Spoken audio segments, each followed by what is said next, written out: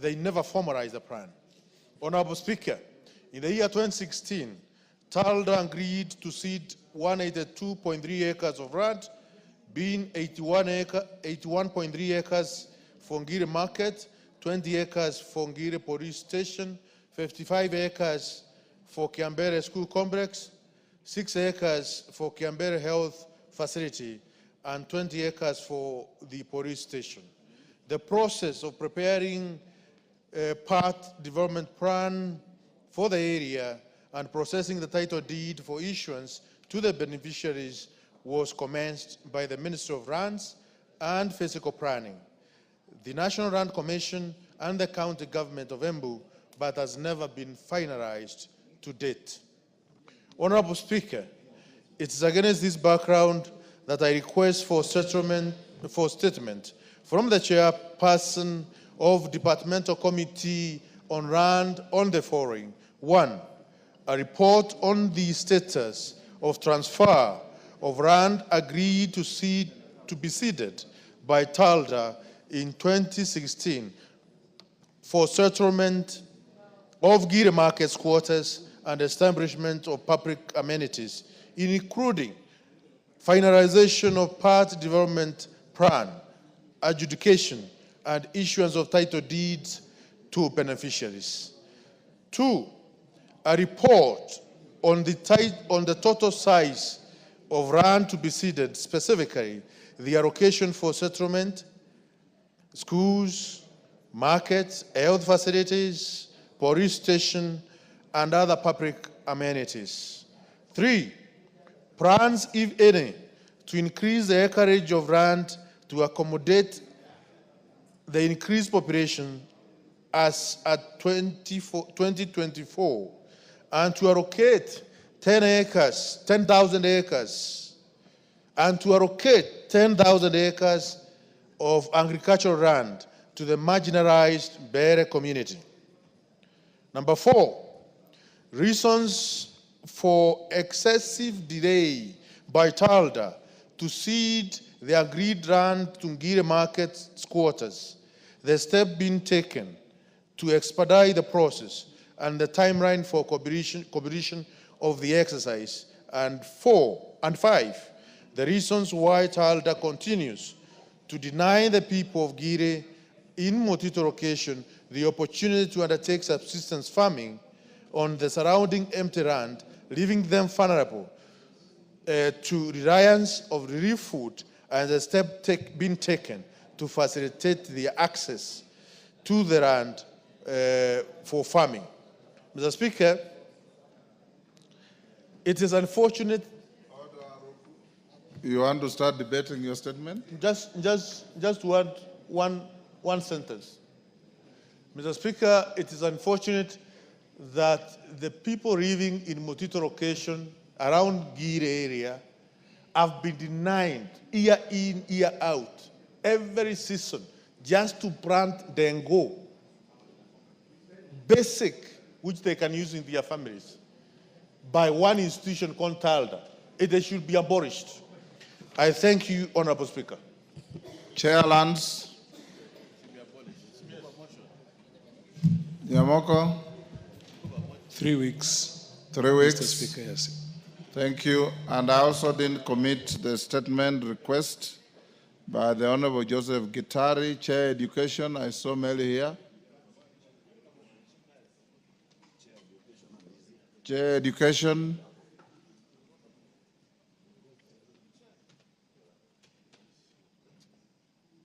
Majority Leader communicate to the Chair Education to respond to Honorable Gitari's request in 3 weeks. I will. They're actually consulting with the Vice Chair just behind you. 2 weeks. 2 weeks. Prokuyu, as the chairman of the committee, has said 2 weeks. 2 weeks. Okay. Honorable Irene Mayaka. Thank you, Honorable Speaker. Honorable Speaker, I hereby request for a statement on the status report of the campaign to end female genital mutilation by 2022. Honorable Speaker, pursuant to Standing Order 44.2c, I wish to request for a statement from the chairperson of the Departmental Committee on Social Protection on the status of the campaign to end female genital mutilation by 2022.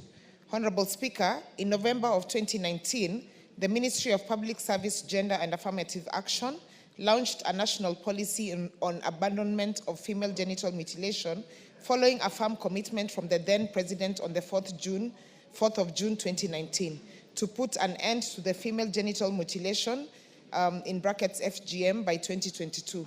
The policy was aligned with the impetus to accelerate eradication of FGM in the country. Honorable Speaker, while the strides taken by the Minister for Public Service, Gender and Affirmative Action in the eradication of FGM cannot be gainsaid, certain areas in the country still practice FGM. There is therefore need for extension of the campaign to end female genital mutilation to ensure total prohibition and eradication of all forms of FGM in the country. Honorable Speaker, it is against this background that I seek a statement from the chairperson of the Departmental Committee on Social Protection on the following. Number one, status report on the achievements that resulted from the campaign towards ending FGM by 2022. Number two, initiatives that the government has put in place to sustain the gains made through the campaign beyond 2022. Number three, report on the programs the government has initiated towards sensitizing communities susceptible on the negative effects of FGM and the amount of resources allocated to achieve accelerated eradication of the vice. And number four, plans that the government is putting in place to ensure total eradication of all forms of FGM, including extension of the campaign, if any. I thank you, Honorable Speaker. And Honorable Speaker, again, this is the second time I'm raising this statement. It was not responded to by end of the last session, and I therefore seek your indulgence. Thank you. To have it responded. Chair, Social Protection. Who is the Chair for Social Protection? Owen, communicate to the Chair to respond in 3 weeks. Much obliged, Speaker. Walter Wino. Thank you, Honorable Speaker. This is a request for statement regarding safety of road users along the Hispania-Kisii-Ahero Road. Honorable Speaker, pursuant to Standing Order 44-2C, I wish to request for a statement from the chairperson of the Departmental Committee on Transport and Infrastructure regarding safety of road users along the Hispania-Kisii-Ahero Road. Honorable Speaker, the Hispania-Kisii-Ahero Road is a transit route running along the eastern shore of Lake Victoria from Hispania to Lokichogio in northern Kenya and continuing onward to Juba. This road not only serves as a key trade route connecting Mwanza port of Tanzania with Kisumu port, but also plays a significant role in driving the economic activities of the Lake Victoria Basin. However, over the past few years, there has been a significant increase in road accidents along a section of the A1 road, particularly between Ranen to Awendo Town Center, resulting in numerous fatalities. Many of these accidents are attributed to speeding, careless overtaking by motorists, and lack of dedicated pedestrian pathways. The highway also traverses areas with densely populated schools, with students, teachers, and staff frequently using the road to access their institutions. Therefore, the lack of pedestrian pathways poses a grave risk to their safety due to the speeding vehicles on the road, necessitating government intervention to improve the road safety along the Hispania-Kisii-Ahero Road. Honorable Speaker, it is against this background that I request for a statement from the chairperson of the Departmental Committee on Transport and Infrastructure to address the following. One, the steps being undertaken by the Ministry of Roads and Transport to erect speed bumps along the Hispania-Kisii-Ahero Road, particularly from Ranen to Awendo Town Center, to regulate high-speeding vehicles on the road. Two, the measures put in place to ensure the safety of road users along the said road, specifically for the students, teachers, and staff who require pedestrian pathways for safe crossing. And three, plans, if any, to upgrade the Hispania-Kisii-Ahero Road to a dual carriageway, being a significant link to the A1 road traversing various counties. Thank you, Honorable Speaker. Thank you, Walter. Chair, Transport and Infrastructure.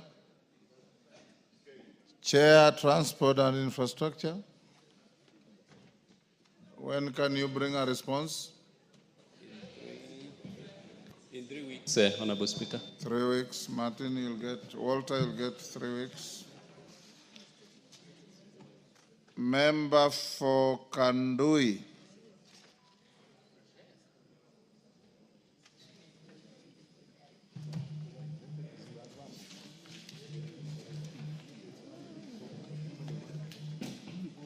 I'm going to them. Okay. Give him the mic.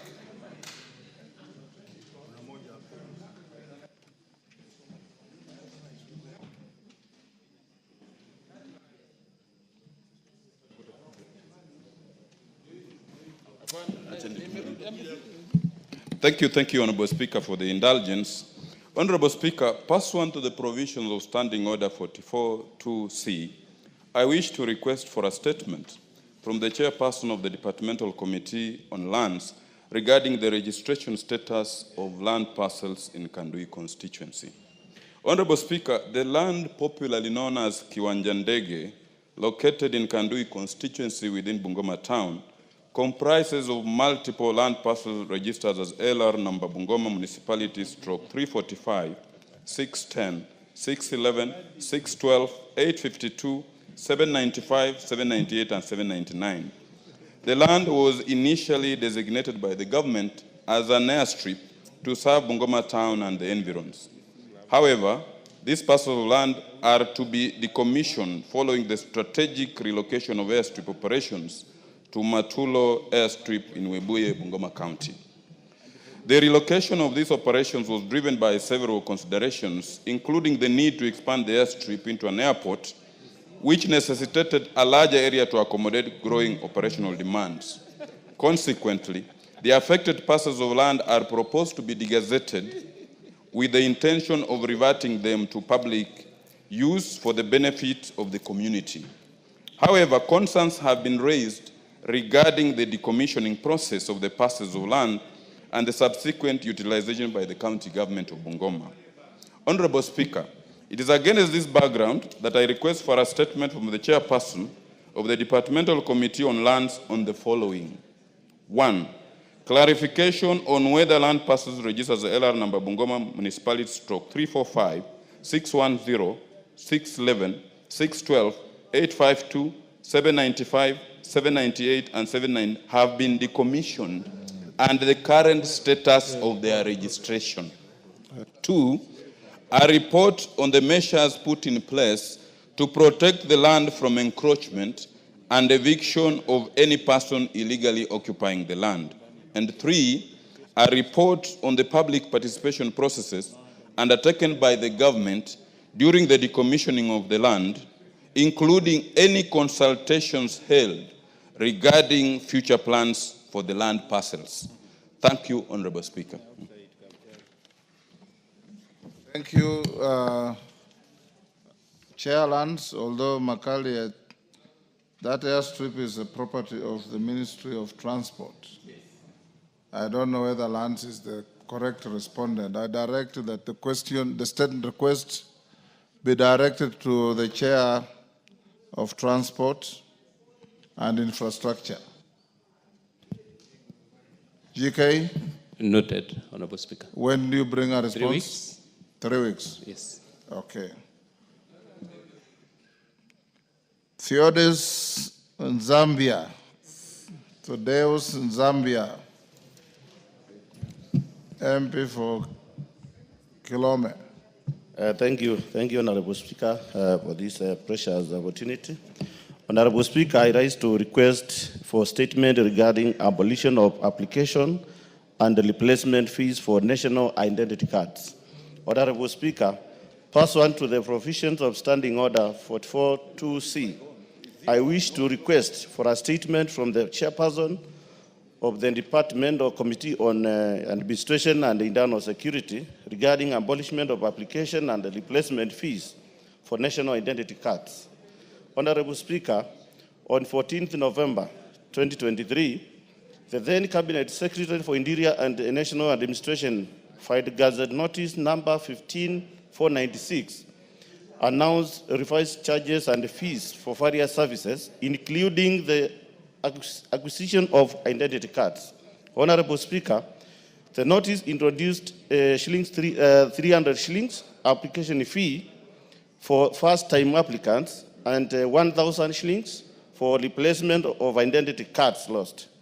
Unfortunately, these charges have created a barrier for many Kenyans, particularly those from marginalized and low-income communities. Honorable Speaker, as a result, a significant number of first-time applicants are unable to obtain a national identity card, which helps to facilitate access to healthcare, education, financial services, employment, and participation in democratic processes. Honorable Speaker, furthermore, the high cost of acquiring or replacing identity cards has created a system where access to identification depends on financial capacity. The mandatory imposition of these charges infringes on the guaranteed constitutional rights, including rights to vote, access to employment and healthcare, and the ability to fully participate in democratic processes. This places an disappropriate burden on individuals and families living in poverty, existing inequalities, and pushes vulnerable population into deeper economic hardship. Honorable Speaker, it is against this background that I request for a statement from the chairperson on the Department of Committee on Administration and Internal Security on the following. 1, immediate measures that the Ministry of Interior and National Administration is taking to abolish all charges associated with issuance and the replacement of national identity cards. 2, steps the ministry is taking to fast-track the process of issuing and replacing identity cards, including expected timeline or processing of such an application. And 3, Honorable Speaker, initiatives that the ministry has undertaken to sensitize the public on the process of acquiring and replacing identity cards. Thank you, Honorable Speaker. And the Honorable Speaker, this is a bit timely. I think yesterday the President, after making some requests, he declared that the ID should be issued for free. I wish to get a clear statement which is very official, so that our Kenyan citizen can keep on enjoying getting the services. Thank you, Honorable Speaker. Thank you, Honorable Speaker. And I need your indulgence, Honorable Speaker. Having keenly listening to the question from the Honorable Member, Honorable Speaker, just yesterday, the head of state, who is the president, made a pronouncement that issuance of ID cards is going to be free in this country. Of course, having listened and being a caring president, especially to the issues affecting the youth, who are actually the beneficiaries of the ID cards. So, Honorable Speaker, I need your indulgence because I think that statement, by the time even I respond, it's already been overtaken by event, having the president already pronounced himself yesterday. And I'm sure even the Honorable Member must have had the pronouncement of the president. He has just said so.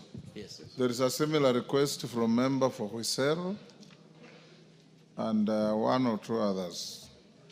So you can combine them and just bring an affirmation. Okay. Yes. But it's good that it's also on record. He has just said so as well. Yeah, that's good. Yes. Sabina Chege. Thank you, Mr. Speaker. Mr. Speaker, pursuant to provision of Standing Order 42C, I wish to request for a statement from the Chairperson of Departmental Committee on Defense, Intelligence and Foreign Relations regarding the sentencing of Ms. Margaret Nduta Macharia in Vietnam. Honorable Speaker, on July 2023, Ms. Margaret Nduta Macharia of ID number 28389979, who hails from Murang'a County, Kiharo constituency, Waidaga village, got an opportunity through a recruitment agency to travel abroad in search of greener pastures. Ms. Nduta left Nairobi for People's Democratic Republic of Laos through Ethiopia in the company of representatives from the agency. It is claimed, Mr. Speaker, that while on transit, she was informed by the agency that she needed to transfer her personal items to a new piece of luggage provided by the agency representative. From Ethiopia, Ms. Duta journey ended in Vietnam under unclear circumstances. Her family was later called by an unknown person and informed that she had been arrested in Vietnam. On 6 March 2025, her family received information that she has been found guilty of drug trafficking and sentenced to death. She had the option to appeal her sentence within 7 days according to Vietnam laws. Honorable Speaker, it is against this background that I request for a statement from the chairperson of the Departmental Committee on Defense, Intelligence and Foreign Affairs on the following. 1, urgent measures that the government is taking to intervene and assist Ms. Margaret Duta Macharia, a Kenyan arrested sentenced to death in Vietnam. And I understand, Mr. Speaker, that the appeal was meant to be done by 12th of March this year. And number 2, steps the relevant agencies have taken to investigate the allegations of swapping of Ms. Margaret Duta Macharia luggage in Addis Ababa while on transit to People Democratic Republic of Laos. And 3, measures that the government has put in place to facilitate the family of Ms. Margaret Duta in reuniting with her and prevent similar incidents from occurring in the future. And Mr. Speaker, might be also whether there is any foreign policies, and especially on many of our young people, Mr. Speaker, who are traveling out of this country through recruitment agencies, whether the government takes time to even educate them on the expectation and when they go, how they can be able to reach out to the embassies in case of such need of help. I thank you, Honorable Speaker, for the opportunity. Defense, Intelligence and Foreign Relations. Major Bashir. Yes, sir. Thank you, Honorable Speaker. And I think, as I've earlier said, that we have another statement and we will still bring them together first week after we resume from recess. Thank you. Joseph Lelmengit. Yes, Sabina, hold on. Lelmengit, take your seat. Mr. Speaker, I just wanted to humbly request that the committee should reach out to the ministry immediately because, Mr. Speaker, this is a death sentence that is facing a Kenyan. It is urgent. The deadline, I think, was yesterday, 12th. So even if they would not deliver the message, I know because you're going on recess, I would just request that this is immediately passed to the Ministry of Foreign Affairs so that they can start handling the matter and especially reaching out to the family who are on distress, Mr. Speaker. Major Bashir, get all of the statement, liaise with Foreign Affairs. Even as we're on recess, committees are working. Once you have any response, communicate with the questioner and bring a response to the House on the first sitting day after recess. Thank you, Honorable Speaker. Well guided, and I think I will get the statement and pass it on to the ministry so that we can get even an answer way before even we resume. Thank you. Thank you. Lelmengit. Thank you, Honorable Speaker. I would like to request for a statement regarding the role of government in promoting labor mobility among the youth through the Youth Enterprise Development Fund. Honorable Speaker, pursuant to the provision of Standing Order 44.2c, I rise to request for a statement from the chairperson of the Departmental Committee on Social Protection regarding the role of government in promoting labor mobility among the youth through the Youth Enterprise Development Fund.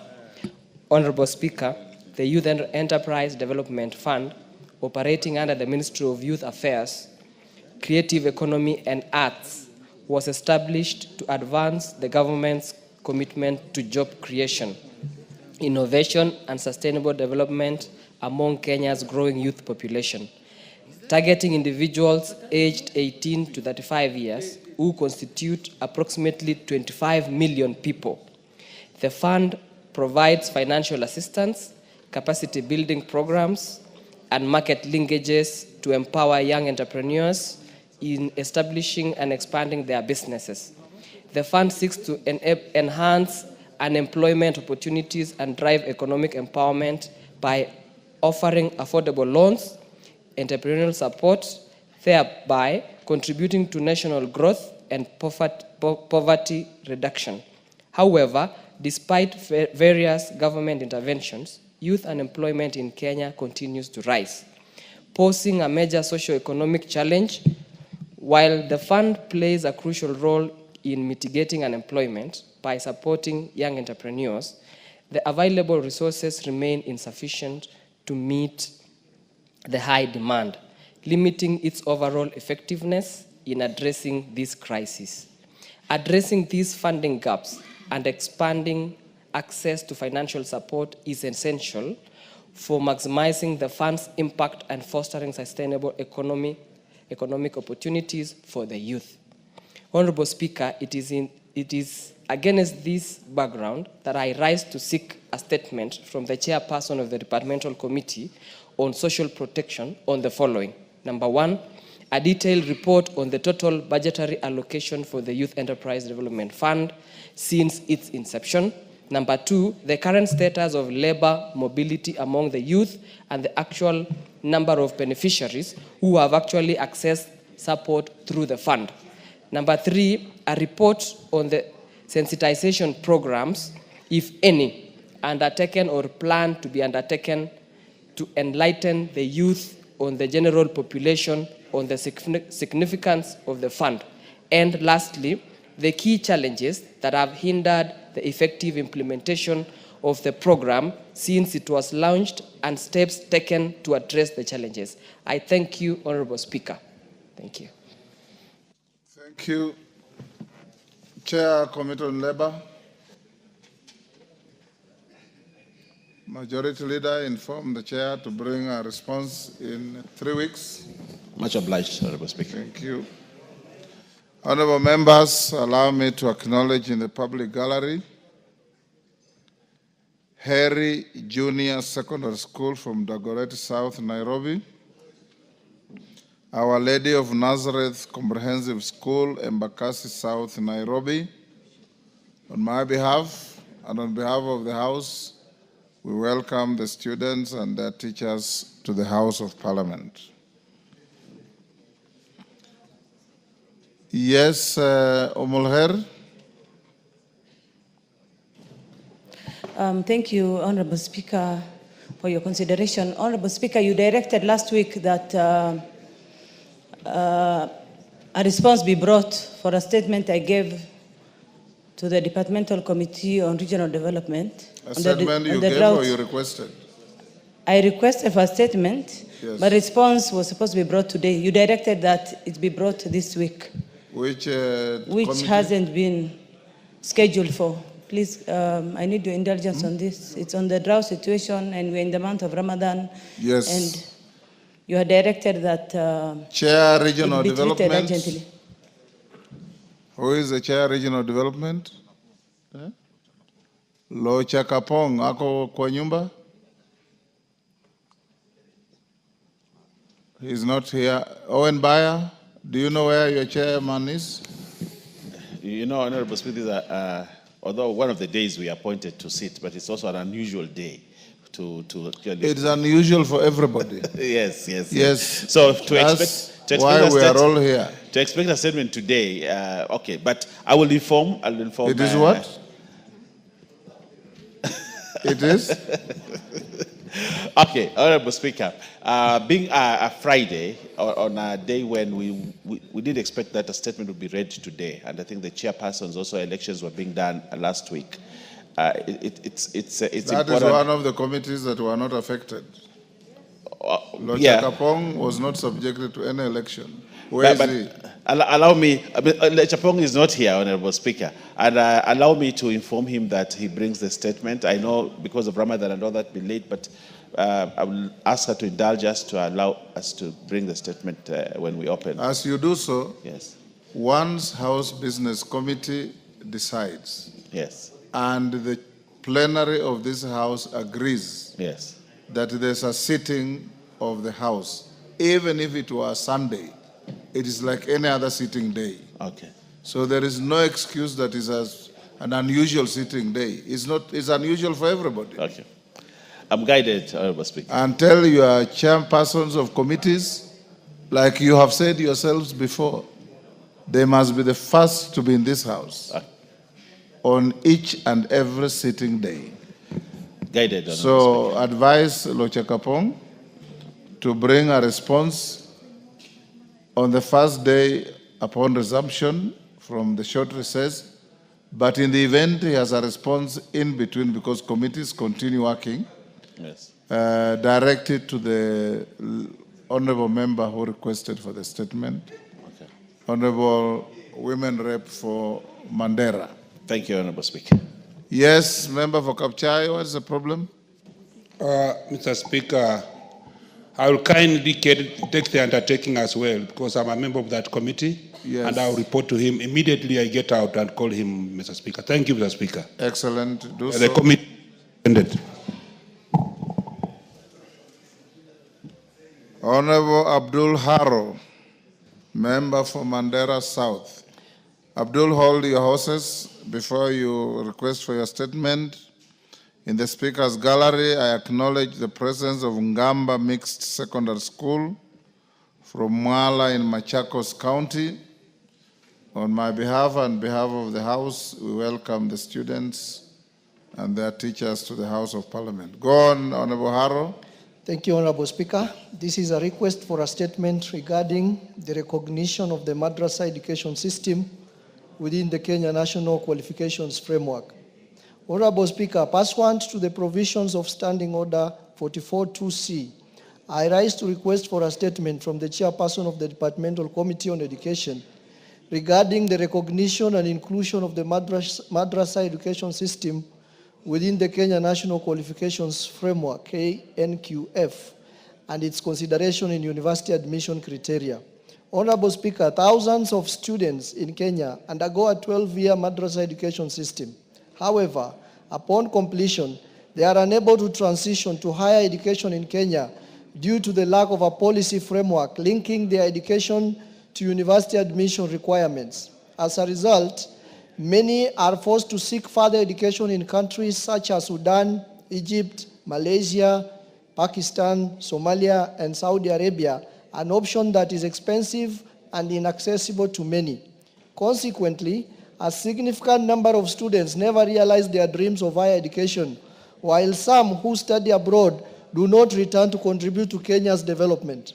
The Commission for University Education, CUE, has accredited Bachelor of Arts in Islamic Studies and Bachelor of Arts in Sharia in select Islamic universities in Kenya, among many other courses. However, without formal recognition of the madrasa system within the National Qualification Framework, students cannot equate their prior learning for admission into these programs. Furthermore, this affects the growth and expansion of Islamic universities in Kenya.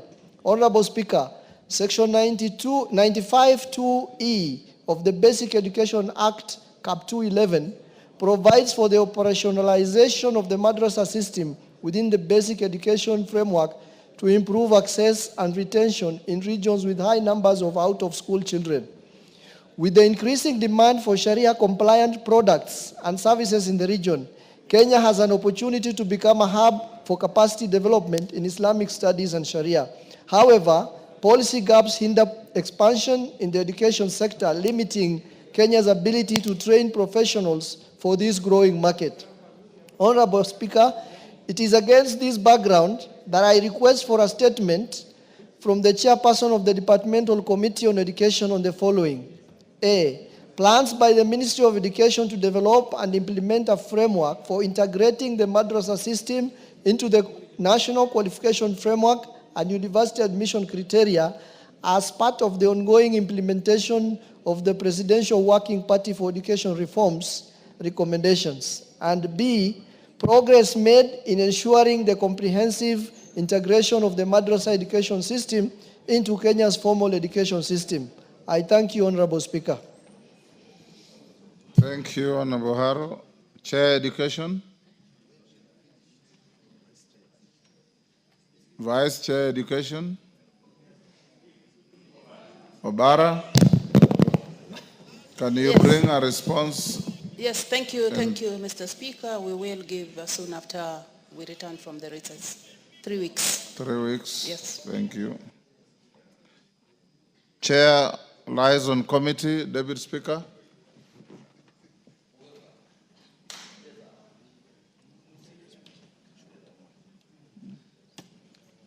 Deputy Speaker, hold. Thank you, Honorable. Hold. We take a response to a statement by Honorable Tongoyo first. Thank you, Honorable Speaker. Is Honorable Guitar in the House? Is a response to a request by yourself? Go on, Tongoyo. Thank you, Honorable Speaker. I want to respond to the question by the said Honorable Member on the regarding insecurity in Kirinyaga County. Honorable Speaker, a report on the status of investigation into the killing of a minor, Stancy Nyakio Kinywa and Mr. Peter Karima, as well as the robbery and violence attack on the Mbogo family. Honorable Speaker, on the 4th January, around 2:30, the area assistant chief, Mr. Gerard Nyaga, reported that he had received information from Eva Wangeshi, who is the victim, regarding Stacy's disappearance. Honorable Speaker, who is a grade 7 pupil at Kaideri Primary School, who went missing approximately 11 a.m. on the same day. During the search, Honorable Speaker, the victim body was discovered lifeless in a shallow hole within the Akovi plantation, located about 4 kilometers from the home. And upon visiting the scene, the officers from the Kirinyaga police station established that the deceased was half naked with trousers and underpants found beside her body, indicating she has been defiled and killed. Honorable Speaker, the murder report was booked under OB number 29 of April 0125 at Kirguya police station, and the body was transported to Kirguya Hospital morgue, where postmortem examination confirmed that the cause of death was hypoxia due to secondary suffocation, strangulation, following an assault, and a file number 22105 of 2025 was opened in respect of the incident. The forensic evidence, including swabs and fingernail samples, was collected and forwarded to the government chemist for further analysis. Honorable Speaker, to this date, by the time of writing of this report, the case was still under active investigation. On the issue of robbery with violence of Mr. William Bogo and the Joyce Wangu, on January 3rd, at around noon, William Bogo Nyaga and his family, Joyce Wangu, who operates an M-Pesa shop at a block area shopping center in Kirinyaga Center, closed their business for the day. While walking home on foot, they were ambushed by 3 unidentified gunmen armed with firearms and crude weapons. Although nothing was stolen from them, they sustained serious gunshot wound to the right hand near the elbow, while the wife suffered severe head injuries.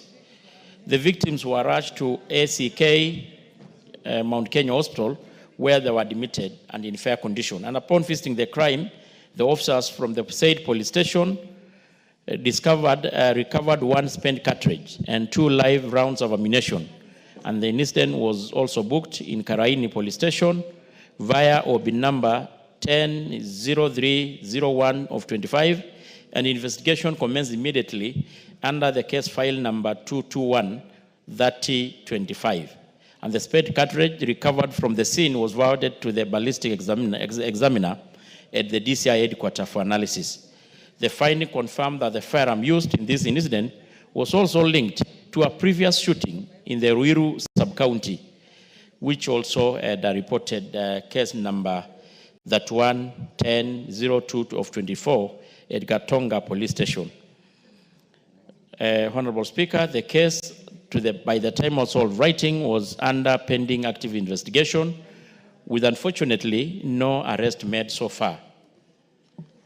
Honorable Speaker, on the last one of also Gladys Nyambura, on the 24th, approximately 9:30 p.m., on the M-Pesa shop, operated also in Kirinyaga town, closed our business and boarded our border and raided by Eric Minor to take her home. Before reaching our destination, they were intercepted by assailants using 2 numberless motorbikes, each carrying a pillion passenger armed with a pistol, and the criminal immediately confronted the complainants, brandishing the pistols and forcibly snatching her handbag while demanding for money. Honorable Speaker, upon hearing the distress call, local residents, Kamau, age 44 years, responded in an attempt to assist. Unfortunately, one of the robbers shot him. They also fired 2 shots into the air to disperse the bystanders before fleeing the scene on their motorcycles. The police officers arrived promptly, but the criminals had already escaped. At the scene, the police also recovered 2 spent cartridges and 5 rounds of ammunition. The injured victim was rushed to Kilgoya County Referral Hospital for treatment. However, the tragically succumbed to his injuries the following day. Tragically. And the postmortem examination confirmed that he had suffered a fatal gunshot wound to the abdomen. Investigation, Honorable Speaker, commenced under the offense robbery with violence contrary to Section 296(2) of the Penal Code, referred under case file number CR 221-18 of 25, and the forensic analysis done at the DCI headquarters by the ballistic examinations on the 2 spent cartridges recovered at the scene established that the firearm used in this incident had also been linked to a separate robbery with violence case number DCI on the Ruiru again under bin number 31-10-02-24, meaning this is a notorious criminals. As of now, the suspect remain at large, and the case is still under active investigation to apprehend those responsible. Honorable Speaker, because I think, Honorable Speaker, I want to respond and confirm to this House that when we were having the issue of the issue of the Sakaja dumping of garbage on the KPLC headquarters, and we had the Sakaja and IG, we invited the concerned Honorable Speaker, and we listed this agenda as OOB to the IG. And the Member of Parliament had an ample time really to question the IG. And some of the intervention was actually to transfer some of the rogue officers, which he had also confirmed to this end that they were transferred. Though, of course, also a little bit concerned that to this end, no suspect has been apprehended. If an officer is rogue in Kirinyaga, yes, and you transfer him elsewhere, does he stop being rogue when he gets a transfer? Not really, Honorable Speaker. Yes. But I think the issue was he has stayed there for too long until he got a lot of familiarities. Yeah, I mean, that was the request put across by then, but I agree with you, Honorable Speaker. But overstaying, that is why the policy is about 3 years now. Because at times these people stay, they get so familiarized and even start doing businesses in the area. So at times, maybe when they are transferred to unknown territories, areas, they may a little bit improve. So, Honorable Speaker, that is the response to these 3 cases, unfortunately. And I want also to pass really condolences to the families of the people who lost their life. Thank you, Speaker. Gitari, if you participated in the interrogation of the IG, I believe that will do. You have any issue with the statement?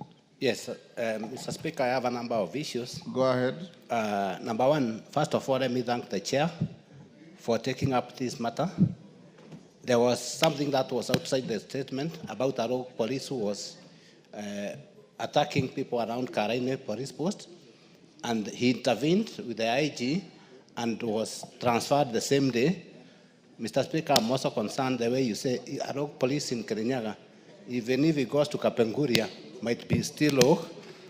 Mr. Speaker, this young girl who was raped and then killed is 13 years old, was 13 years old, a primary school girl.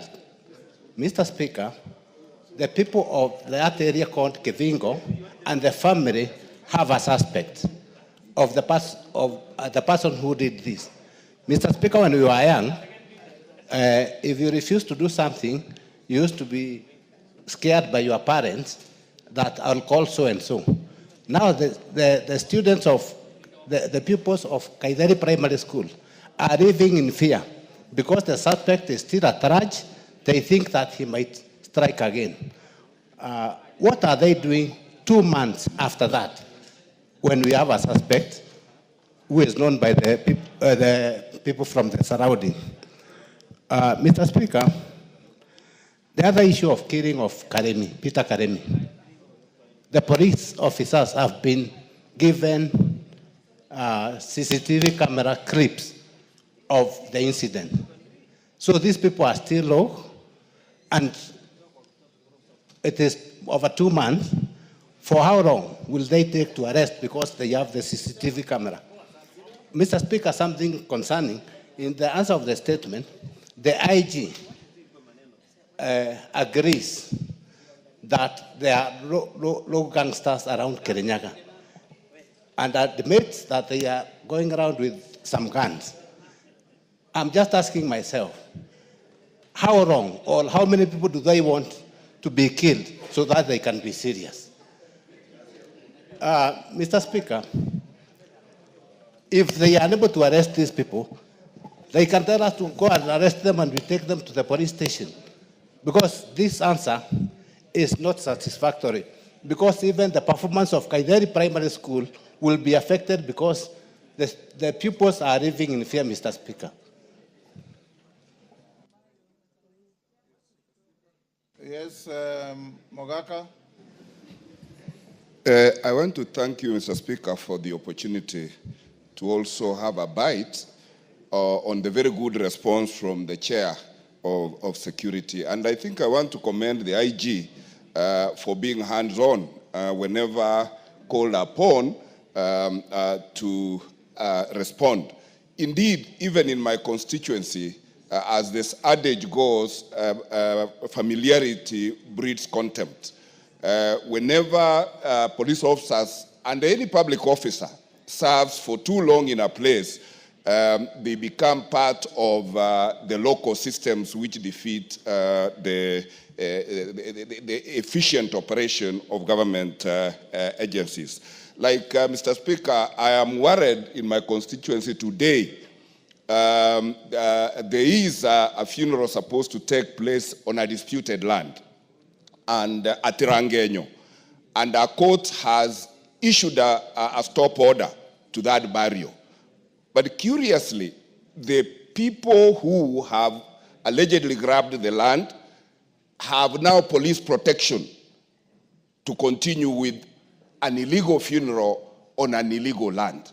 And these are the areas where, Mr. Speaker, I want the IG to be instructing his officers that for law and order, the police should be in the front line to implement lawfully issued court orders. And I do hope that whatever is happening in my constituency at Rangenyo today does not result in loss of life and property. And Mr. Chair, when we resume, I will be issuing a statement on that. And I thank you, Mr. Speaker. You will be issuing or requesting? I will be requesting for a statement when we come back from recess. I will be requesting for a statement. And Tongoyo. And I'm happy that, of course, the member confirmed that we got an opportunity to really interrogate the IG. And Honorable Speaker, from the statement that he sought, the issues were not actually captured. To include even the very rogue officer is through actually appearing before the IG that he came as a subsequent question, which was well addressed. Honorable Speaker, I want also to, I think when he was there, we actually told the IG, of course the DCI were also there to speed up investigation and give us the update report. And if you saw your indulgent Speaker, maybe by the time we resume, we can as well still ask them to give us the updated, because issue of investigation may actually keep changing time to time. Honorable Speaker, you remember also, actually in this supplementary budget, we did allocate some resources to the forensic lab so that it help our officers, because some of these criminal activities, as the organized one, they're so complex and at times need more of actually updated kind of equipment and technology. And as a committee, we saw it fit to really add resources to the forensic lab so that it helps our officers when they carry such complicated and complex investigation. And I want to say that, Honorable Speaker, you remember also the issue of Emuhaya, the Honorable Mulemba, you instructed that I actually indulge the IG, and I'm also happy that he did even confirm that there's a lot of good work that took place in that area. Yes. So despite the challenges, our officers are on top of things, and we are going to make sure that they continue to serve Kenyans accordingly. Thank you. Deputy Speaker. Thank you, Honorable Speaker. Honorable Speaker, pursuant to the provisions of Standing Order 44.2b, as read together with Standing Order 179.14, I rise to make a statement regarding the leadership of the select committees. Honorable Speaker, Standing Order number 179.14 requires the chairperson of the Liaison Committee, by way of a statement, to notify the House of the duly elected chairperson and vice chairperson of a committee when the House next sits after the conduct of the election. Honorable Speaker, at the commencement of the fourth session on the 11th of February 2025, via communication number 001 of 2025, you did inform the House that the term of the various select committees had lapsed, and on the very day, Tuesday 11th February 2025, and in line with the applicable laws, standing orders and practice, you consequently, the Committee on Selection, which is mandated under the Standing Order 173 to nominate members to serve in committees, save for the membership of the House Business Committee and the Committee on Appointments, submitted to the House a motion on the reconstitution of committees. Honorable Speaker, the House will recall that on Wednesday, 5th March 2025 and Thursday, 6th March 2025, we approved the appointment of members to the lapsed committees and made consequential changes to other committees. Following the reconstitution of the various committees, the Clerk of the National Assembly, in exercise of the powers conferred under the provisions of Standing Order 179.2, declared the vacancies in the offices of the chairperson and vice chairperson for the reconstituted committees. The clerk also declared vacancies in the committees affected by the consequential changes. To facilitate elections and pursuant to Standing Order 179.2, the clerk appointed Wednesday the 12th and Thursday the 13th as the dates for the elections. Further to compliance with the standing orders, on the 6th of March 2025, the clerk published and circulated a schedule of committees indicating the venues and times of holding the meetings for the purposes of conducting elections. Honorable Speaker, in line with the provision of the standing orders, the affected House committees conducted and concluded elections of chairpersons and vice chairpersons as scheduled. In this regard, Honorable Speaker, I wish to report to the House that all 18 reconstituted committees under the category of Audit and Appropriations and General Purpose Committees and 9 departmental committees affected by the resolution of the House of Tuesday, 11th March 2025, elected their leadership as follows. I will start with the Audit and Appropriation and General Purpose Committees. 1. Public Accounts Committee. The chairperson is the Honorable Nicholas Scott Tindi Mwale MP, and the vice chairperson is the Honorable Amina Udgun Siyad MP. 2. The Public Investments Committee on Governance and Education. The chairperson is the Honorable Wanami Nelson Jack Wamboka, CBS MP, and the vice chairperson is the Honorable Kibagendi Anthony MP. 3. The Public Investments Committee on Commercial Affairs and Energy. The chairperson is the Honorable Kosing David Lasiakau, CBS MP, and the vice chairperson is the Honorable Dr. Namoit John Ariko MP. 4. The Public Investments Committee on Social Services and Administration and Agriculture. The chairperson is the Honorable Wangwe Emmanuel, CBS MP, and the vice chairperson is the Honorable Yuluyai Caleb Amisi MP. 5. Special Funds Accounts Committee. The chairperson is the Honorable Fatuma Muhammad, CBS MP, and the vice chairperson is the Honorable Abdul Rahim Dawood, HSC MP. 6. Decentralized Funds Accounts Committee. The chairperson is the Honorable Dr. Mulyungi Gideon Mutemi, EBS MP, and the vice chairperson is the Honorable Mwanyanje Gertrude Mbeyu MP. 7. Budget and Appropriations Committee. The chairperson is the Honorable Atandi Samuel Anunga MP, and the vice chairperson is the Honorable Dr. Pukose Robert, CBS MP. 8. The Public Debt and Privatization Committee. The chairperson is the Honorable Shureye Abdi Omar, CBS MP, and the vice chairperson is the Honorable Murembo Irene Njoki MP. 9. The Committee on Delegated Legislation. The chairperson is the Honorable Chepkonga Samuel Kiprono, CBS MP, and the vice chairperson is the Honorable Robert Gishimu Githinji MP. 10. Diaspora Affairs and Migrant Workers Committee. The chairperson is the Honorable Mzigi Lydia Haika Mnene, CBS MP, and the vice chairperson is the Honorable Kingara Simon Nganga MP. 11. The National Government Constituencies Development Fund Committee. The chairperson is the Honorable Sirma Musa Cherutich, EGH MP, and the vice chairperson is the Honorable Kasim Sawa Tandaza MP.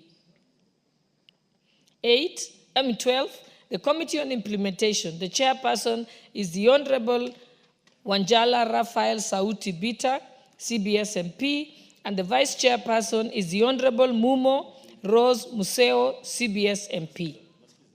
13. Committee on Regional Integration. The chairperson is the Honorable Mayaka Irene Nyakererio, MP. The vice chairperson is the Honorable Yakub Farah Salah, MP.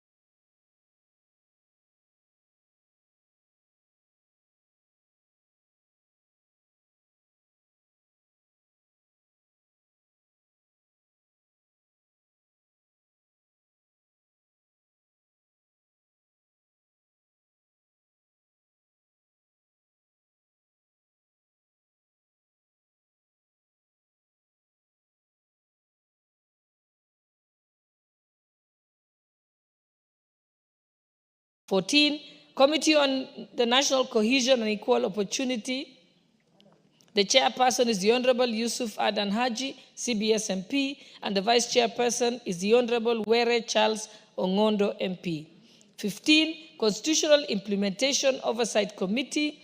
The chairperson is the Honorable Karemba Eric Mushangi Njiru, CBS MP, and the vice chairperson is the Honorable William Kamket, MP. 16. The Committee on Parliamentary Broadcasting and Library. The chairperson is the Honorable Nanok Daniel Ipuyo, CBS MP, and the vice chairperson is the Honorable Chege John Kiragu, MP. 17. Member Services and Facilities. The Facilities Committee, the chairperson is the Honorable Dr. Karani Stephen Washira, CBS MP, and the vice chairperson is the Honorable Basil Robert Ngui, MP. 18, the Committee on Public Petitions. The chairperson is the Honorable Kagesi Kivai Ernest Ongesi, MP, and the vice chairperson is the Honorable Sitiene Janet Chepkemboi, MP.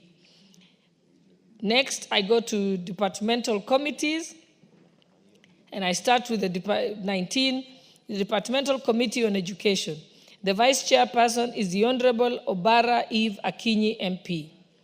20, the Departmental Committee on Energy. The chairperson is the Honorable David Gekaria, CBS MP.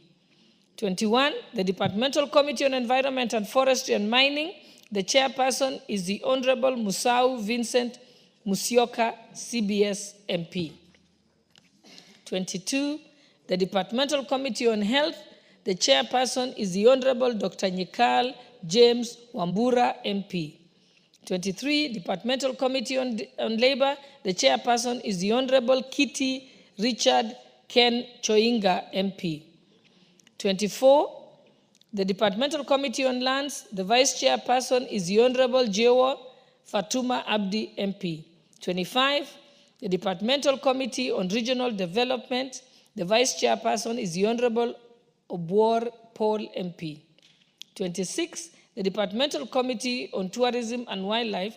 The vice chairperson is the Honorable Bedzimba Rashid Juma, MP. And lastly, number 27 committee, the Departmental Committee on Trade, Industry and Cooperatives. The chairperson is the Honorable Shinali Bernard Masaka, MP. Finally, Honorable Speaker, may I take this opportunity to congratulate all the honorable members who have been elected and vested with the responsibilities of being chairpersons and vice chairpersons of the various committees. I urge them to use their leadership offices to efficiently discharge their mandates discharge the mandate of the House through their respective committees for the welfare of our people and the advancement of prosperity of our country. I thank you, Honorable Speaker. Thank you, David Speaker. On Majority Leader, you want to say something? Yes. Thank you, Honorable Speaker. Before you rise, let me thank the Deputy Speaker for this communication, this statement, Honorable Speaker, and also note that we have done very well in terms of adhering to the elections schedule that was issued by the Office of the Clerk. However, Honorable Speaker, this leadership of committees reflects the diversity of our nation, and it's important that even the leadership of the House reflects that diversity.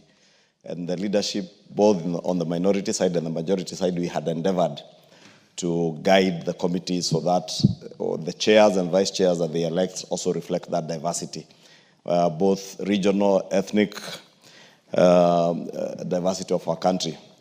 And Honorable Speaker, also the party strengths and conforming with the agreements that we have entered into. And I know there are two committees, Honorable Speaker, the election of the Vice Chair of the Regional Development Committee and the Committee on Implementation, where this was not adhered to, and we have agreed with the leadership on the minority side. Immediately after recess, as we had committed, we will be reconstituting some of these committees so that we ensure that we conform both with our agreements in our political coalitions, our regional and ethnic balance also.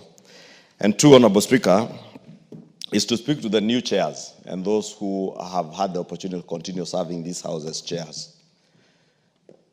Honorable Speaker, you notice yesterday as we were in the Committee of Supply, we had only 4 chairs of committees who were there to support the supply of resources to their departments and agencies that fall under the purview of the committees that they lead. And I say this, Honorable Speaker, because again, we have agreed with our colleagues on the minority side, whether you are leading a departmental committee or a select committee, whether from the majority side or the minority side, you have a responsibility, first, to be available in the House. Because, Honorable Speaker, you have said numerous times, even on quorum matters, you have had to sit there and wait for quorum. Yet we have over 60 members of this House who are chairs and vice chairs. The whips don't even need to go looking for quorum.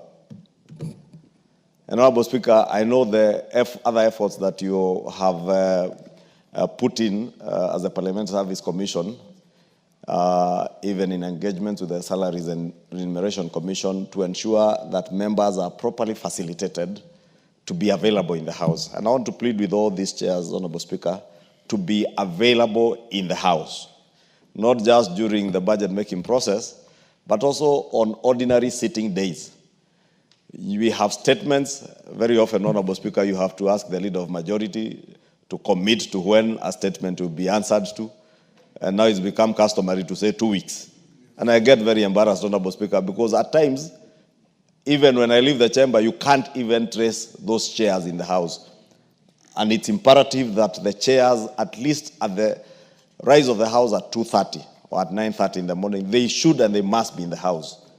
And because I can see a few of them new chairs, and I must congratulate the Honorable Nyikal on his election as a chair of the Health Committee, and ask other chairs to emulate Honorable Nyikal, not just now as a chair, but as a member of this House. Ever present in the House. Ever present. And therefore, I am confident that someone like Honorable Nyikal will do very well as a chair in health, because he's always present in the House. So mine was just to appeal to all these chairs, even and vice chairs, as we congratulate them. The reason why committees have a chair and a vice chair is so that if the chair is not available to chair a meeting or in the chamber, the vice chair must be there. So if you are two of you, a chair and a vice chair, you should just agree Tuesday, Wednesday, Thursday, who is in the House at what time. So that at all times, there is either a chair or a vice chair seated in the House. And I want to say this will be one of the parameters we'll use to determine whether in your performance contract as a chair or a vice chair you are performing. If you do not perform, I will not say it will be messy and noisy, because I know who holds the patent, Honorable Speaker, of that. The copyright and patent of noisy and messy is held by none other than yours faithfully, the Speaker. And it will not be noisy. We will quietly relieve you of your responsibility so that you allow another member, because the 349 members who are elected in this House are able to be chairs or vice chairs of committees, and they can lead. But that's why the people in their constituencies give them the confidence to elect them as members of Parliament. I therefore hope all these chairs, those who are here, those who are not here, will heed to our plea. First, to be available. Two, to offer leadership. And most importantly, to bear the greatest responsibility as leaders in committees to drive the business of the House seamlessly. Honorable Speaker, thank you. Yes, Haika.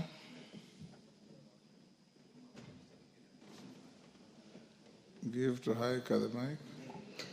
Thank you very much, Speaker, for this opportunity. I'm one of the chairs that I got this opportunity to serve as the chair, Diaspora and Migrant Affairs.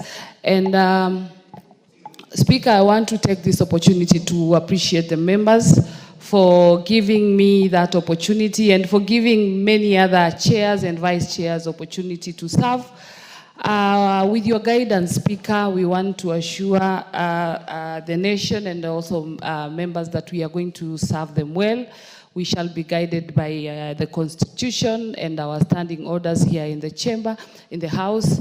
And we also going to protect the rights of Kenyans.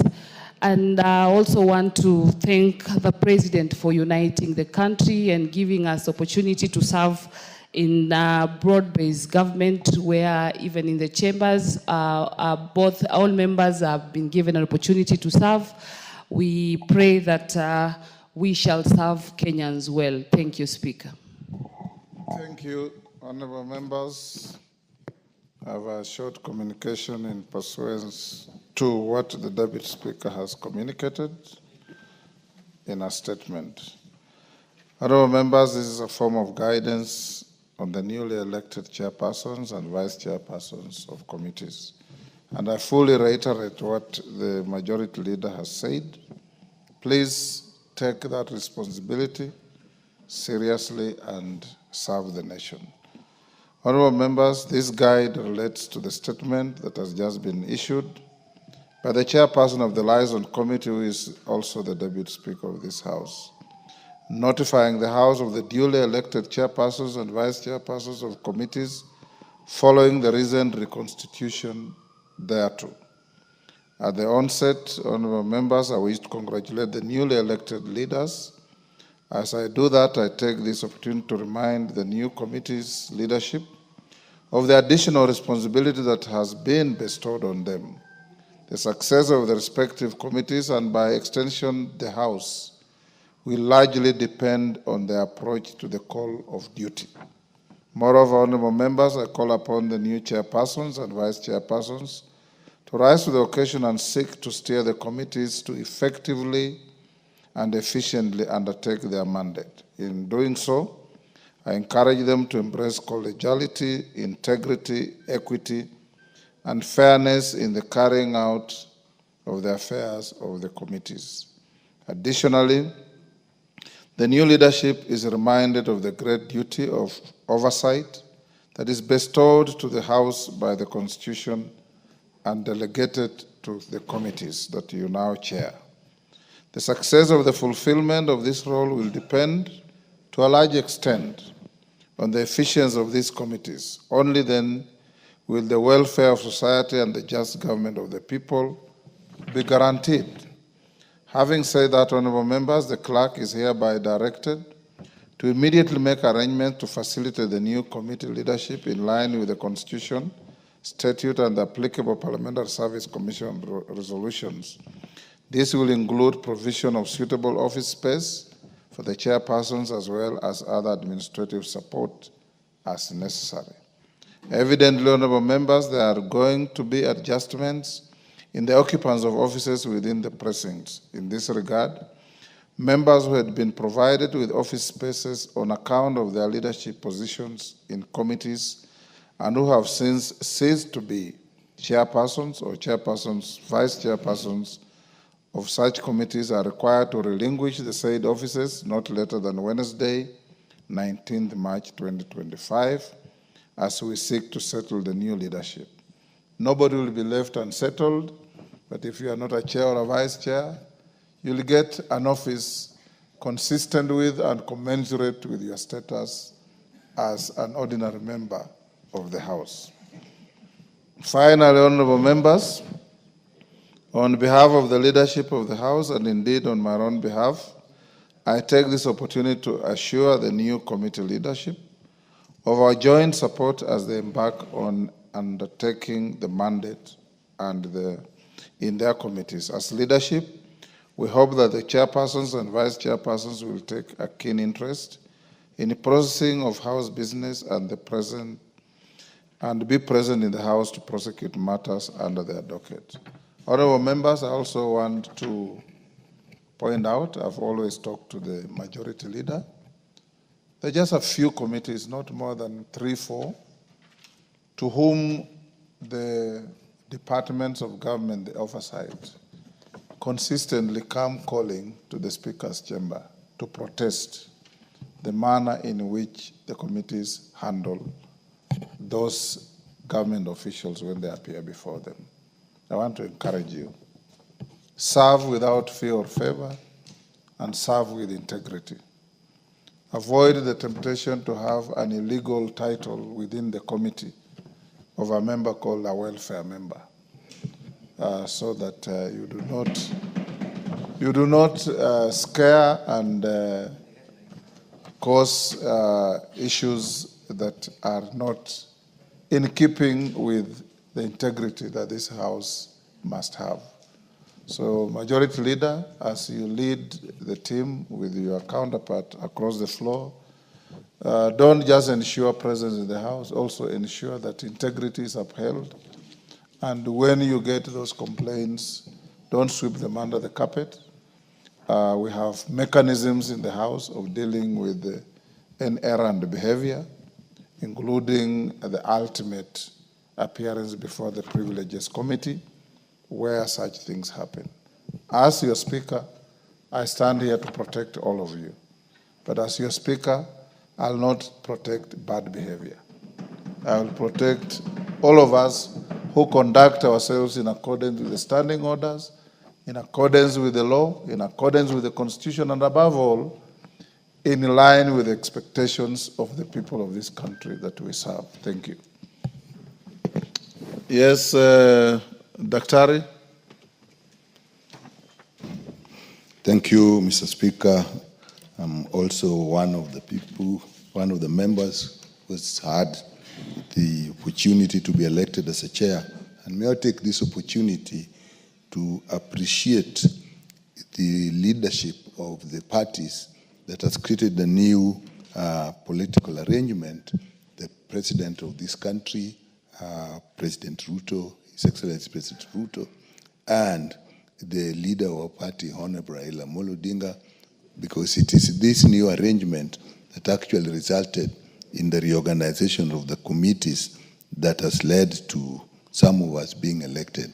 May I also take this opportunity to thank members of my committee for having the confidence to elect me to this.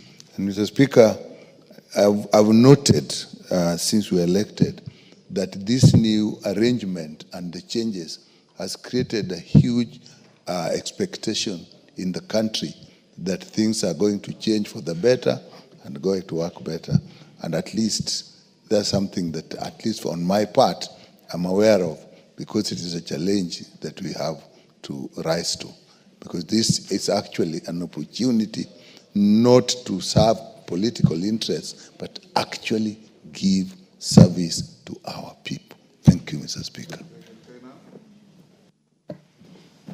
Mr. Speaker, my only comment on this is this is one of the Houses of Parliament.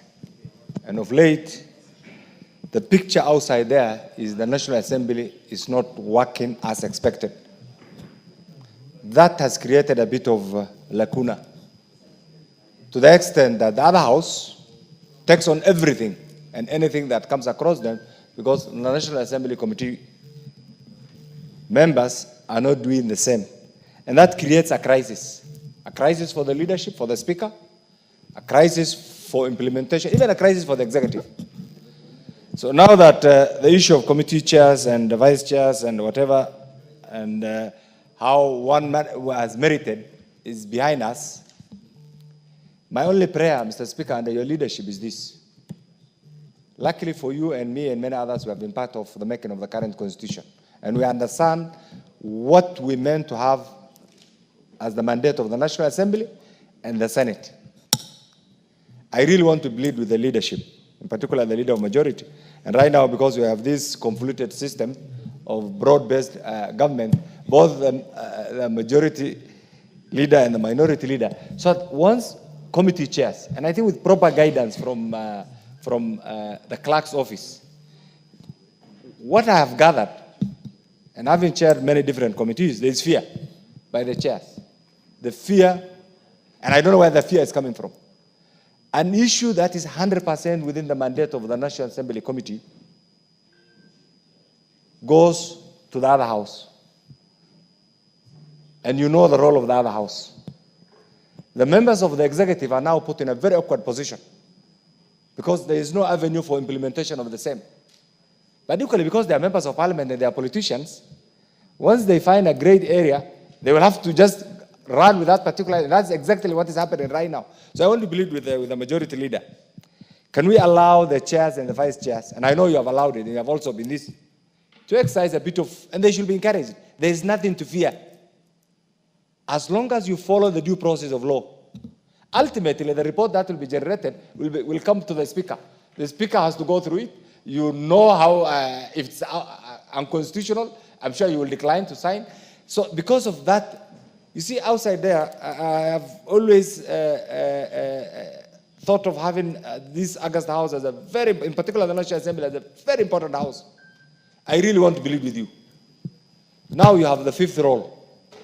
Once you are elected, your first mandate was to do representation. The second was to do oversight. The third was to do budget making. And the other one was legislation. Now the fifth one is you are chair of a committee. Because that gives you another mandate. So my good friend Kimani Chungwa and other leaders, I think you need to have a closed door session with the chairs and the vice chairs. In addition to urging them to be attending House sessions, they need also to take them through the reports. Look, once the reports are generated, it goes through validation. And we have competent secretariat, Mr. Speaker. This issue of jurisdictional conflict will come to an end. Because the Senate will limit themselves to their role on oversight in devolution. You can see, I'm sure, right now what is happening. Even you, sometimes you ask yourself, do we have two national assemblies? We have a Senate, and you know the role. We have a National Assembly, we have the role. So my plea, and in conclusion, in this, is notwithstanding you have qualifications. There's a reason why you are either appointed or elected as a chair of a committee. And then it must come with certain considerations. For those of us who are floating in Jubilee, we'll have another day to talk about our issues. But for now, for those who will have another day, because you know politics is very dynamic. You remember the last time when we were ejected out of the Senate leadership, and that thing came to true. Actually, that was a learning lesson. For us in Jubilee, we'll have another day to put forth our issues. For now, we'll just support what is there. How we ended up there is history. But I'll use those quotable quotes from you. It may be a blessing. So I want to congratulate all the chairs and the vice chairs who have been given positions, but please take it seriously. Let it not be a paper title. Let it be a really title that will add value to the image of this house, to the Kenyan public outside there, and as Honorable Yakala has rightly put it, the expectation outside, the atmosphere is pregnant actually with expectations. The expectation is we have a broad-based government, meaning the modus operandi is going to change. So I wish you well. Please carry our image as, I wouldn't say upper house, but as a critical house outside there to the community, because right now we are under serious scrutiny by the members of the Fourth Estate. We need to reinvent this so that earns us re-election. Mr. Speaker, you know how difficult it is to be re-elected. That earns us a name, and that earns us also continuity. I wish you well. Yes, Owen.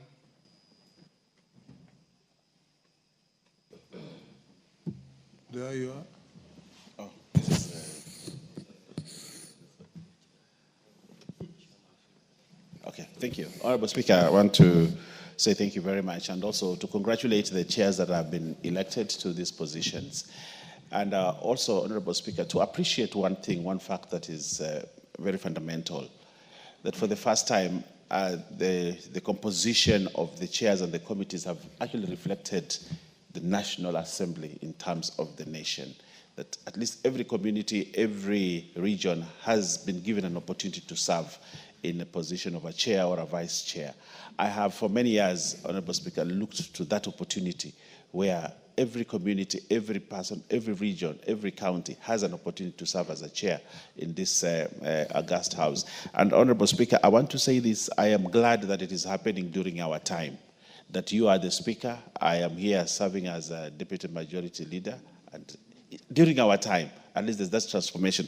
I remember when Kijana Wamalwa was sworn in as Deputy President, as Vice President then, he said there's a new gaiety in the walk, you know, in the country, because there's a rejuvenated, there's hope all over the place. And I want to believe that is the same building that we will live to as a house, that there's a new awakening, a new rejuvenated spirit that will take the business of this house to a level higher, so that everybody feels included, and that inclusiveness, Honorable Speaker, comes to this house, and so that we may be able to unite the nation the way it happened during the NAC, what I call the NAC revolution, when everybody else came and said Kibaki Tosha, and we had a country that was very united. I look forward to that opportunity, that this country remains very united. And as a National Assembly, we have taken up that mantle, and I think we are showing it here that we want to unite this country the way the President is talking about. So I want to ask every member that's been given an opportunity to serve with dignity, to serve with integrity, and to serve with truthfulness, so that we can take this country forward. I thank you, Honorable Speaker. Murembo.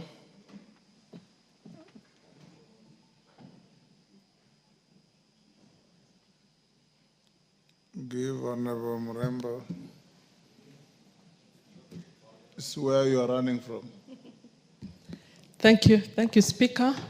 I want to sincerely thank our President for at least honoring us as me and the others as a Vice Chair, and also to thank the leadership of the House for believing in me and for believing in us.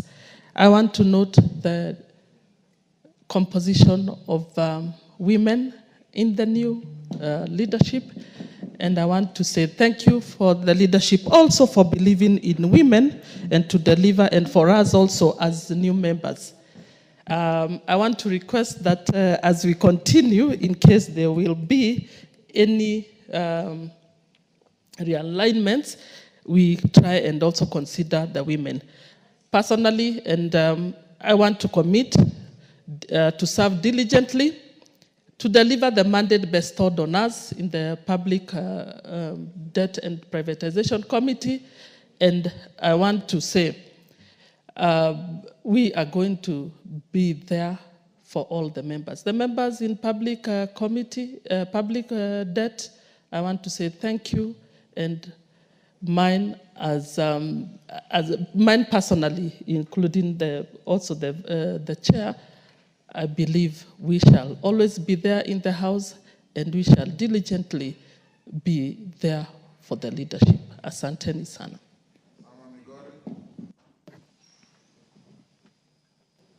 Thank you, Mr. Speaker, and Ramadan Kareem to those who are fasting. Mr. Speaker, I would like to appreciate the confidence that the President of Kenya, His Excellency President Ruto, and His Excellency Right Honorable Raila Amolo Odinga has seen in us, being a first-timer in this parliament, and with Honorable Irene Mayaka, having been given the opportunity to be chairs of these committees. It's a great honor, and we don't take it for granted.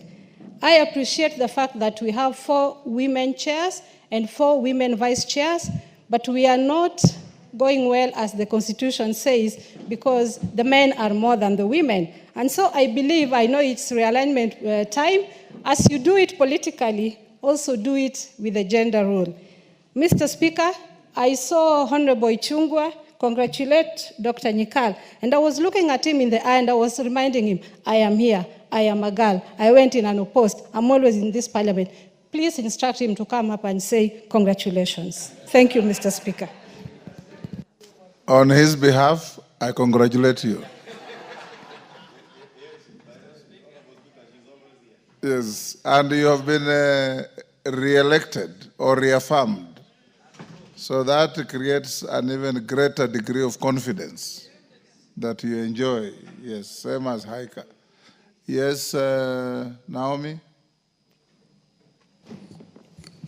Thank you, Honorable Speaker, for giving me this opportunity. I just want to congratulate the new chairs and also those who have been there before, and wish them the best, and also request them to give their best to the nation.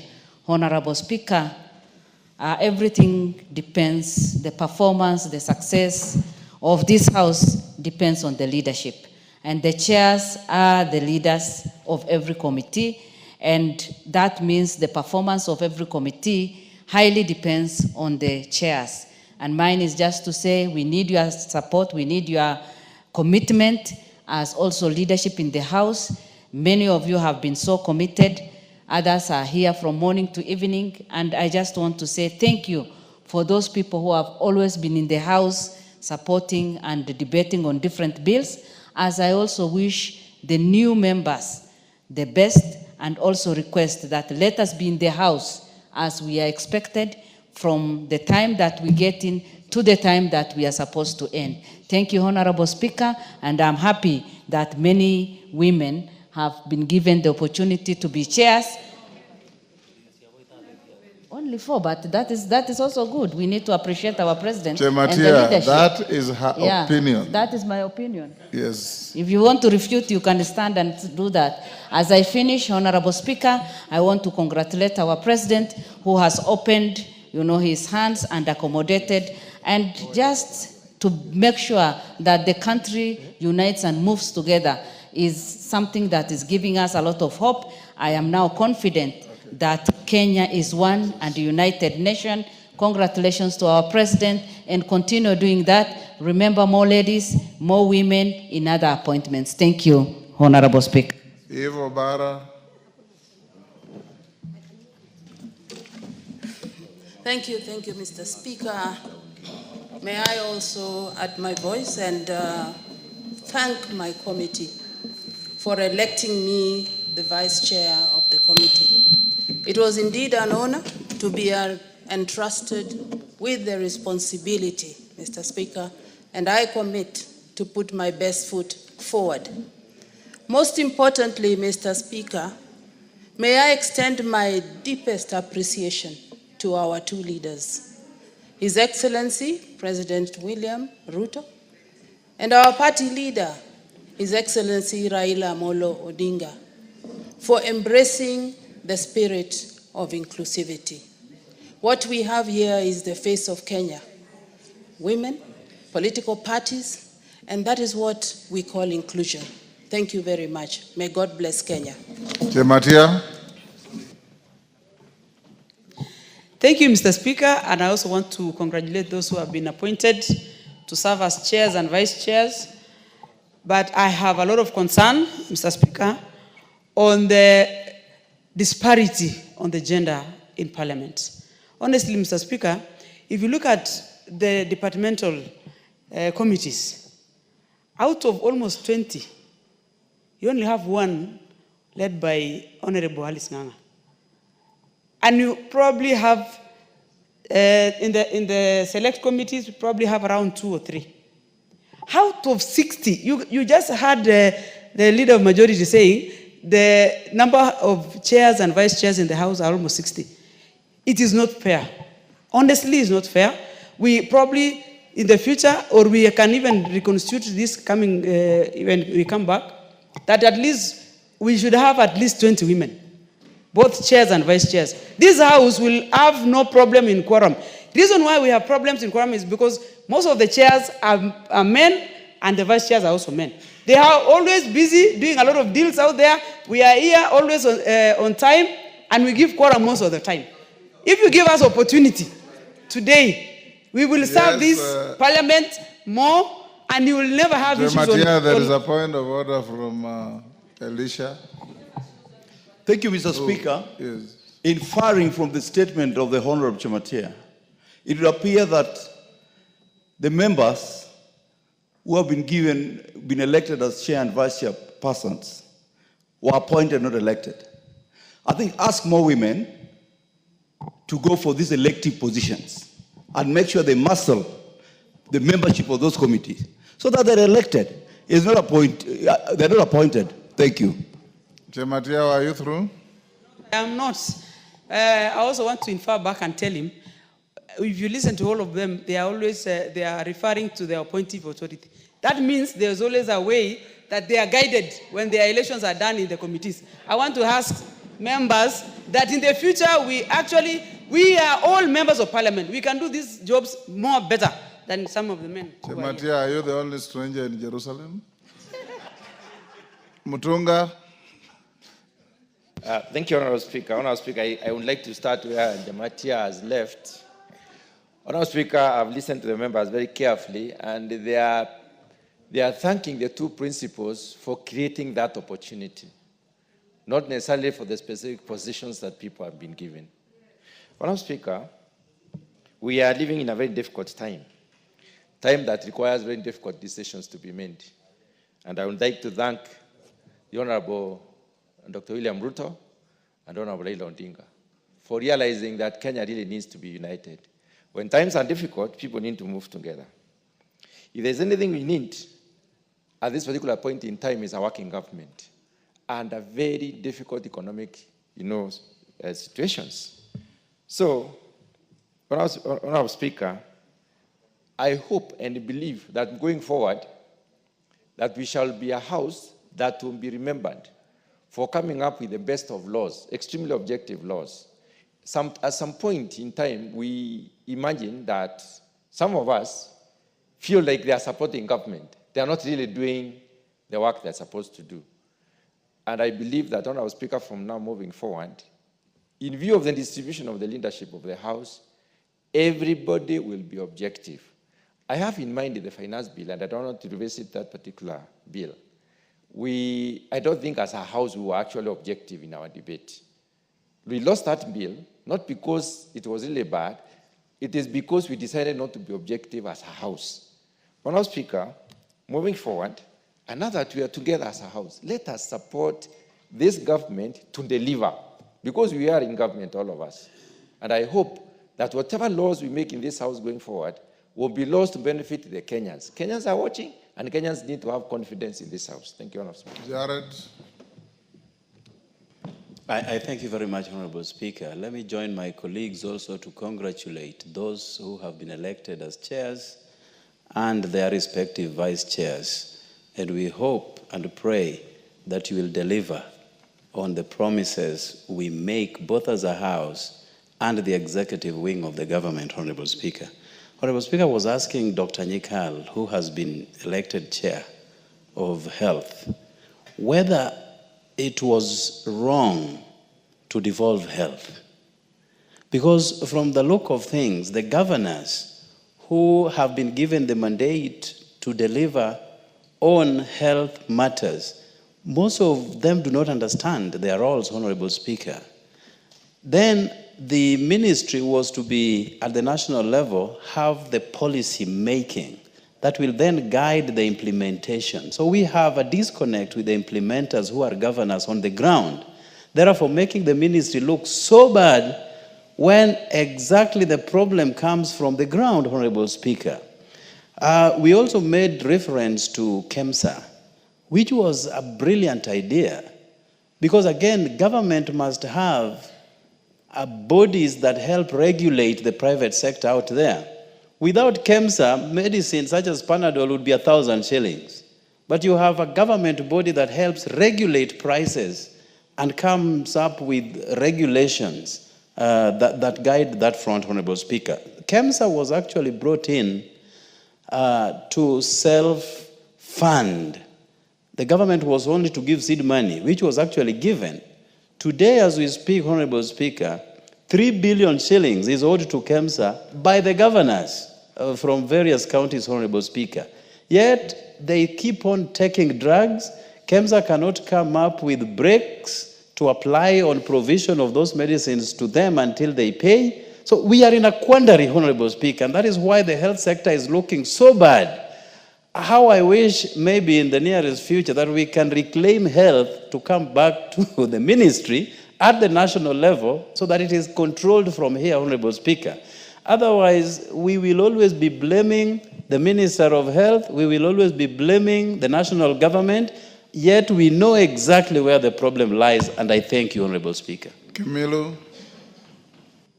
Honorable Kimilu. Give him the mic.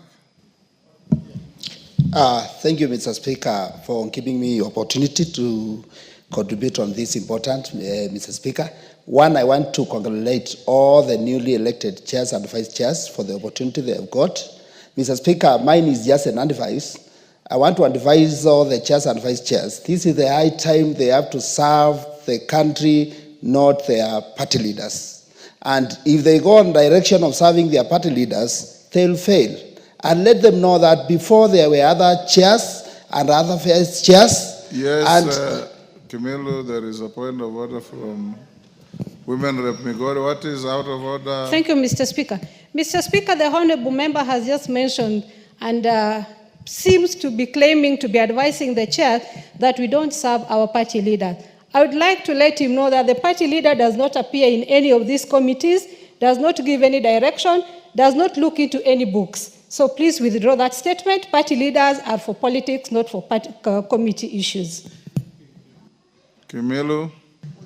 Thank you, Mr. Speaker. Mr. Speaker, allow me to ignore my colleague and assume nothing has happened because the advice he's giving me, I'm not taking it. Because the advice is that we know every member in this House come from a certain party, and we are party leaders. And my advice is, let's serve Kenyans. Let's not consider the directive of our party leaders. As they give us directions, we also need to consider Kenyans because we are here to serve Kenyans. And that's why I've said that, Mr. Speaker, before there were chairs, vice chairs, who served this country. So, Mr. Speaker, it's important, as members of parliament, when we leave this House, we need to leave legacy. I know that when I was the chair of this committee, I delivered on this to Kenyans. So, Mr. Speaker, I had nothing bad, but I wanted just to give an advice, Mr. Speaker. And I want to congratulate them and thank them and tell them for the coming 2.5 years, we need to see their work. Thank you, Mr. Speaker. Yes, Evo Barra. Thank you very much, Mr. Speaker. It is important to realize that there is something called goodwill. And if there was no goodwill from the leadership, we would not be here talking about inclusion. And that is what I need to advise my colleague here. Goodwill is what is lacking. And we have it now. So we must ride on this goodwill and make sure that whatever we do here is for Kenya. Thank you. Ariko? Yes. Hold, Ariko, there is another point of order. Haika? Mr. Speaker, I wish Honorable Kimilu will clarify what he means by serving our party leaders, because to my understanding, even the party leaders are Kenyans that we are going to serve. So I don't know what he really means by serving our party leaders. If he can clarify, maybe for this House to be able to understand. Ariko? I'm sure you know what he meant. Thank you, Honorable Speaker, for this opportunity. Honorable Speaker, I want to take this opportunity on behalf of the people of Turkana South and the great people of Turkana County to appreciate the two party leaders, His Excellency Dr. William Samoei. You hear that? Go on.